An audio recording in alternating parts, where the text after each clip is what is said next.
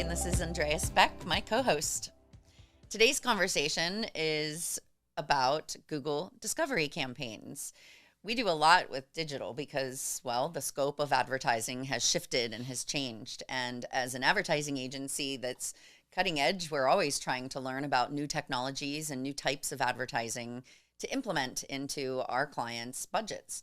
And so today we want to talk a little bit about the technology behind Google Discovery and the targeting and how does it work, and frankly, what is it? Because it's pretty new, and we've been implementing it for quite some time now, and we're learning about it as well and all the nuances. But with 3 billion monthly users on the Google platforms, which would include both Gmail and YouTube, that's a lot of users to tap into. And if there's a way to tap directly into them, then let's do it.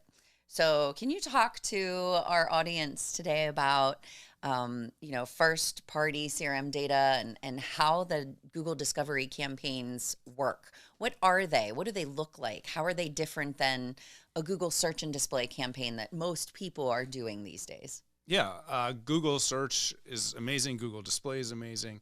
But let's talk about Google Discovery campaign. So there's 3 places where Google Discovery ads, they are displayed.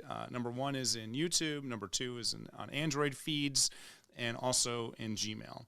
So the real reason why you want to do a Google Discovery campaign is because you can get your message directly in Gmail accounts. So that sounds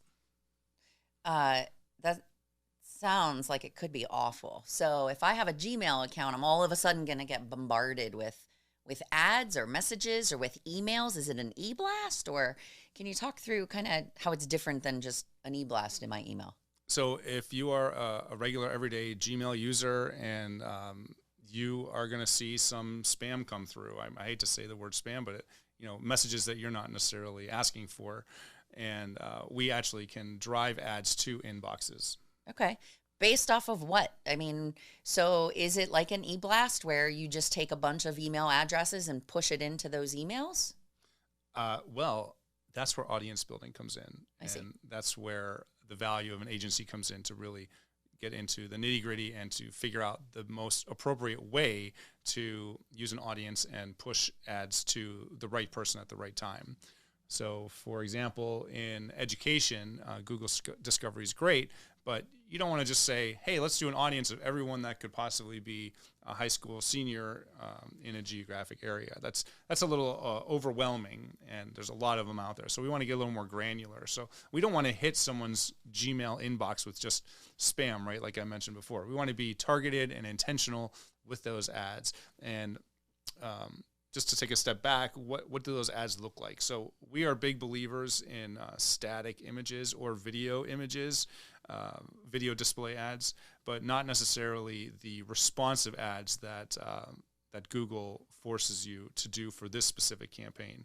And a Google responsive ad is basically you have lines of text and you put multiple images in, and then it builds ads for you, and then it places them. And the issue with that is that Google decides what the ad looks like. You Google don't build the ad. Looks like, basically, yeah. You don't build the ad and then implement it into the Google system. Google, with a responsive campaign, which is a little bit different, Google is then designing the ad, and you really lose your brand. Exactly. You lose a lot of the branding elements behind it.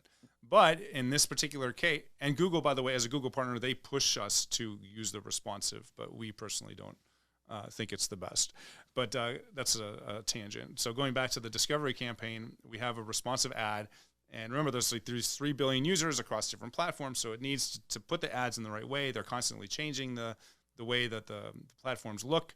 So ultimately, it needs to be a responsive ad, and we respect that, and we understand why for this particular case it's important. With audience building specifically, we can use multiple different ways of building that audience. So one way is to use first-party CRM data. So those are email addresses. And another way we can do that is also using a pixel on a Google tag on your website, and that will give you a remarketing audience. So for example, in education, if we know that someone's been to the site that talks specifically about MBA, or the pages that talk about MBA, we can then shoot an MBA ad to your Gmail inbox. And so you might be saying, okay, fine, I've heard of remarketing. What's the big deal of that? The really big deal is what we're seeing, or what everybody really knows, is that you're in different mindsets at different times on the web. We spend hours a day on the web. And when you're in your inbox, you are thinking about the action steps. You're not in an app playing a video game and there's some ad that comes up and you're like, get it away from me, or watching a YouTube video potentially, and you're like trying to get that ad away as quickly as possible. You're actually in your inbox thinking about it, and you're thinking about action items. So you're in a different part of that digital journey that we want to target. So by targeting the right ad at the right time, and you can actually click the email and it'll go to the right page where you can fill out your application or take that next step for an inquiry. That's really what we're trying to get at here, is that, when you're in LinkedIn, you're in one mindset. When you're on Facebook, you're in a different mindset. And when you're playing a video game, you're in a different mindset. So that's really what we're trying to get at with the discovery campaigns. Well, it sounds pretty niche and pretty targeted, and it's definitely a cool technology. We're seeing a lot of success with various industries, and something you need help with. Yeah, but so talking about the conversion side of those, we are actually seeing a really steady flow of conversions based off of this, because they have researched you, they've seen your branding.